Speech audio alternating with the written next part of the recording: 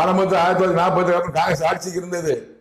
பெரிய தலைவர் இருந்தாங்க, குமாரசாமி ராஜா, ஓம்கார ரெட்டியாரு, அப்புறம் வந்து காமராஜர் இருந்தாங்க, அப்புறம் பக்தர் இருந்தாங்க. காமராஜர் காங்கிரஸ் முடிவு கொண்டு வந்து 1967 டிஎம்கே ஆட்சி கொண்டு வந்தாரு.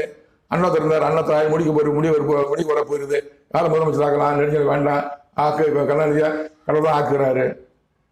ஏன்னா 67 77 இருக்கிறாரு. அவர் ஆட்சி சரியில்லை, யாரை கொண்டு வரலாம்? சினிமாவில் இருந்தா அவர் சினிமா அடிச்சுட்டு இருப்பாரு. கலைஞர் தான் அவருக்கு எதிராக செயல்பட்டு கட்சி நிற்கிறாரு. உடனே எம்ஜிஆர் உருவாக்குனாரு, கடவுளை உருவாக்குறாரு, கடவுள் உருவாக்குனாரு. ஏஎம்கே உருவாச்சு ஆட்சிக்கு வந்தாரு. 67 அண்ணாத்துல இருந்தாரு, 69 கலைஞர் வந்தாரு, 76 வரைக்கும் கலைஞர் இருந்தாரு, 77 எம்ஜிஆர் வந்தாரு, 78 80 வரைக்கும் எம்ஜிஆர் தான் 10 வருஷம் ஆண்டாரு.